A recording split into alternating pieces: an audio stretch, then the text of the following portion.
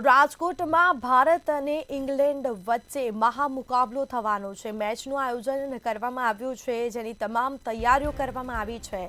તો રાજકોટમાં ભારત ઇંગ્લેન્ડ વચ્ચે મહામુકાબલો થશે, જેમાં 4 વાગ્યાથી રાજકોટ જામનગર હાઈવે પર ભારે વાહનો માટે પ્રતિબંધ મૂકવામાં આવ્યો છે। વૈકલ્પિક રૂટ જાહેર, 482 પોલીસ કર્મીઓનો બંદોબસ્ત।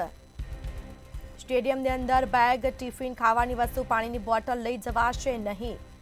પ્રતિબંધ મૂકવામાં આવ્યો છે। શંકાસ્પદ હિલચાલ, શંકાસ્પદ વ્યક્તિ પર પોલીસની બાજ નજર રહેશે। પોલીસ દ્વારા બાજ નજર રખાશે।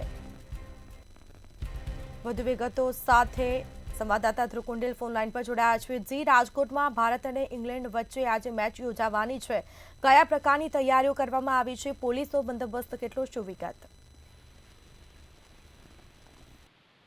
રાજકોટમાં આજે ભારત અને ઇંગ્લેન્ડ વચ્ચે T20 નો મેચ રમવાનો છે, ત્યારે ખાસ તો એક ચાપતો બંદોબસ્ત પોલીસ દ્વારા ત્યાં કરવામાં આવ્યો છે। સુરક્ષાને લઈને તમામ તૈયારીઓ છે પૂર્ણ થઈ ચૂકી છે।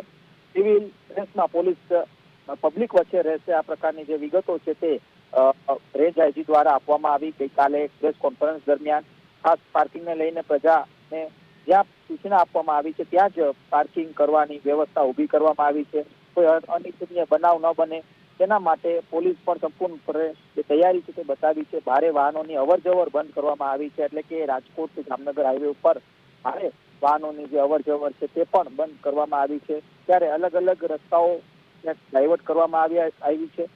ખાસ તો પોલીસના જવાનો છે તે ચાપતો બંદોબસ્ત ક્યાંક રાખી રહ્યા છે, અને કહી શકાય કે આને લઈને સીસીટીવી કેમેરાની મદદ પણ લેવામાં આવશે, અને ખાસ એ ડ્રોનની પણ ક્યાંક મદદ લેવામાં આવશે, જેથી કરીને કોઈ પણ પ્રકારનું અણબનાવ ન બને।